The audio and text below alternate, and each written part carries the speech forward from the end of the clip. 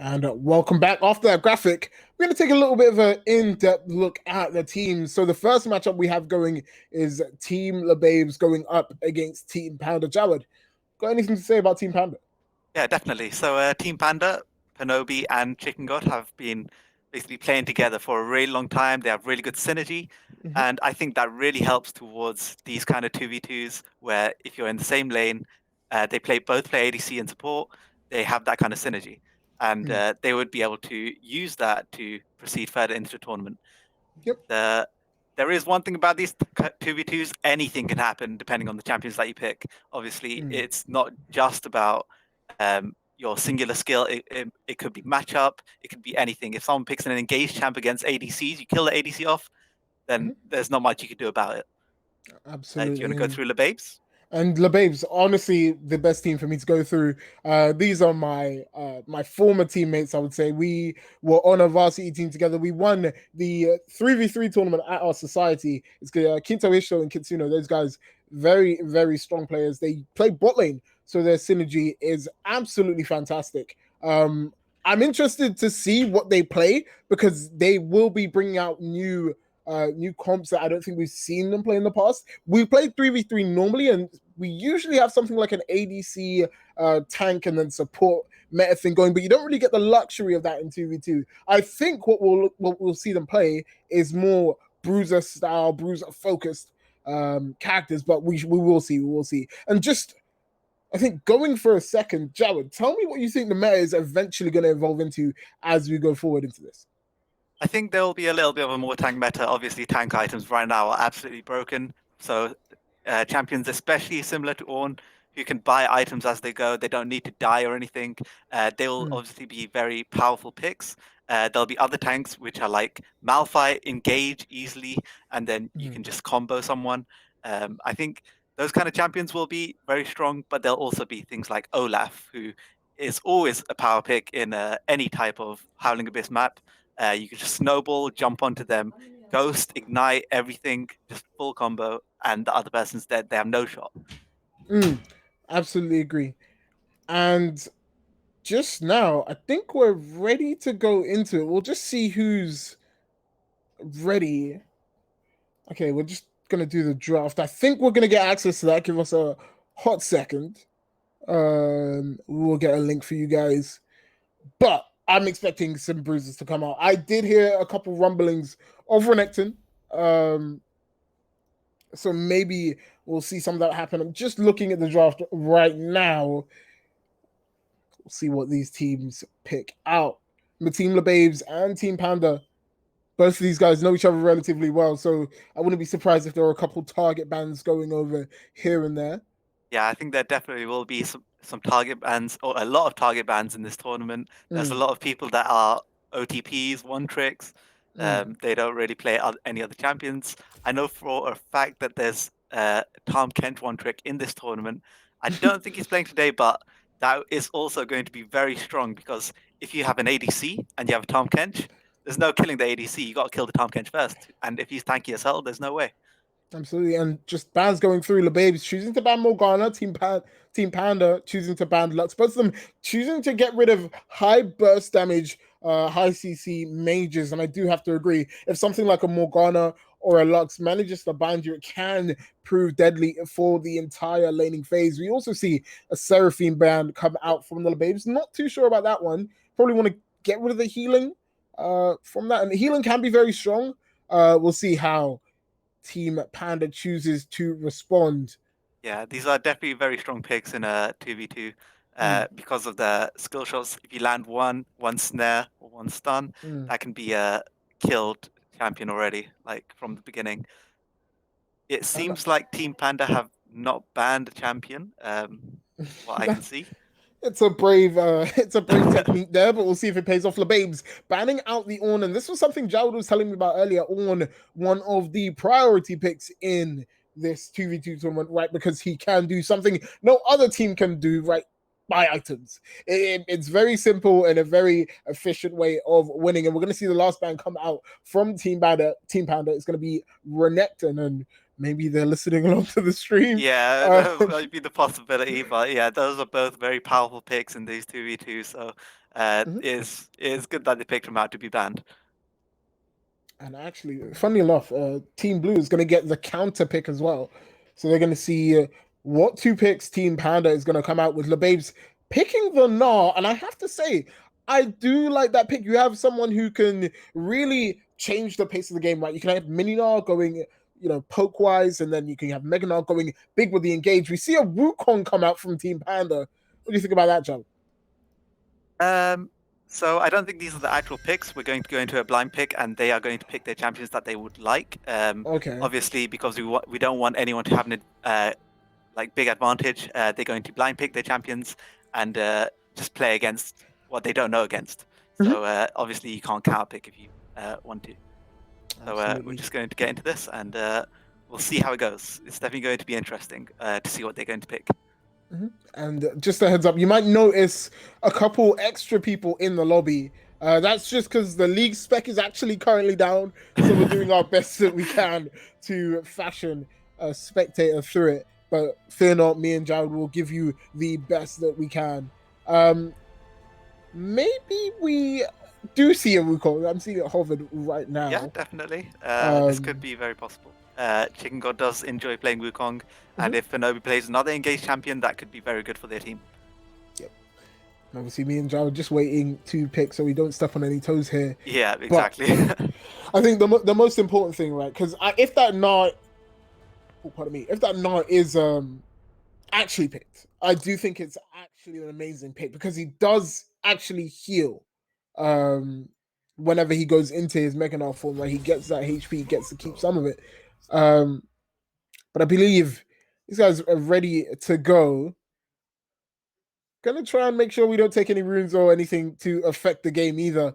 Yeah, definitely not. So obviously there is 4v4, so there's no XP differential between the teams. So it's going to be pretty balanced based on the XP. Obviously, we're going to stay in base and just watch from the Nexus and see what we can see.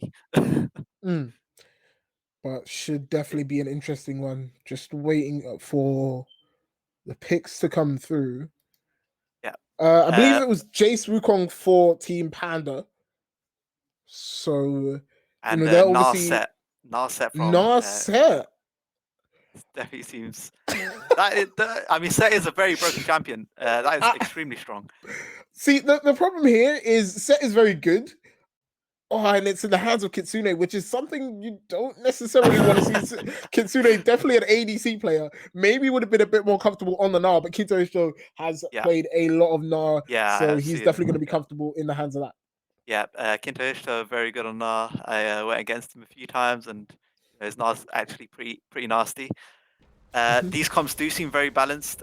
They are pretty much all engaged, so we'll just. But the power spike that the Babes will be trying to hit that level 6. Once they've hit level 6, there's no out trading them. Yep, and looking at this team that both of them have drafted, it looks like they're drafting one champion to sort of poke around. So like the Jason and Gnar, and then a second champion to really take advantage of that all-in engager. It's going to come down to who is better mechanically, as we see Chicken God on that Wukong approach the bush. They're going to actually take control of the second bush. Up, yeah. It seems like the Babes did not want to take the risk of face checking into that bush. Maybe they got out of base late. Oh, but it seems like Kintoisho has taken the risk and they jump in onto tower. I don't know if that was worth the risk. So actually, Chicken God took a hell of a lot of damage from that tower. So the trade is effectively even. Both of them are going to have to pop their potions. Yeah, Chicken God took 2 turret shots there. That was not a very good trade to take. Jumping into under tower. If they got away with that, that would have been an extremely good trade though. Yeah, that might have been enough, but we're going to see actually Blue team get level 4 first. Here comes Set. He goes right in. He's going to... Drags in the Chicken God and doesn't get too much damage off, obviously. There's a Jace obviously poking you down, so you don't really want to take too much, but with Set's W, it does make it extremely strong. Set's W is really strong in all-ins, right? When you're taking all of that damage at the same time. I don't think they're going to get many opportunities for that. Yeah, definitely. But Set does have that. Ooh, the regen! He's going to stun up the Wukong. The Ignite makes it visible. W, the Ignite, it doesn't really heal, but It is definitely a hell of a trade. And already Chicken got taken down to effectively no HP. He's going to have to wait for the shrine to come up. But because their shrine has been stolen, it's going to be tough. A weird flash from Kinto Hishto, but he managed to hit the snowball. Are you going to take it in? Are you going to be a man? Might have been BM. Just a little bit. Might have been BM. But yeah, definitely some really good trades by Kitsune and Kinto Hishto. They might not play these champs, but they look like veterans on them. Yeah, absolutely. Great face breaker to stun up there.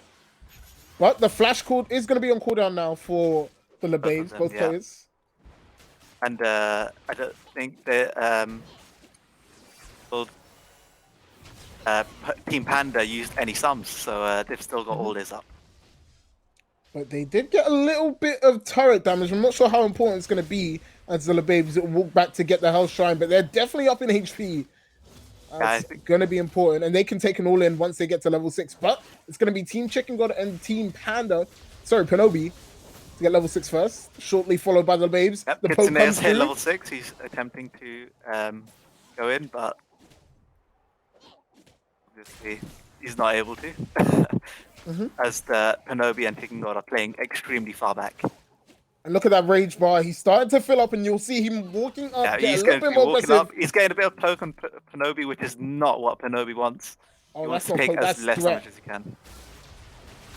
The face breaker comes through. Jace locked up. Oh, the ultimate. He's locked down. That's going to be a kill. This is a terrible trade by Chicken God. That was a very bad engage, it seems like. But he was trying to just get Panobi out. Oh, and he jumps forward again. Will force a flash from Panobi. And that is the flash from Panobi. So those summoners, it doesn't account for much anymore.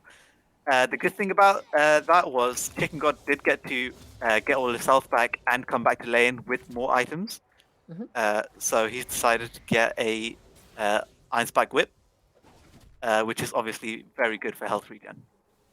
And one thing the Lababes have to be careful about right now is not getting the sweep done back to them. Right, they're quite low. They need to play kind of safe and wait for their opportunity. If they can find it, they want to get that kill onto Panobi and win this straight away. But if they can't get that kill straight away, Chicken God might be able to get 2 kills in a row with his item advantage. And you can see Lababes not forcing anything, going to step back, and Poe going to walk all the way back to that health relic.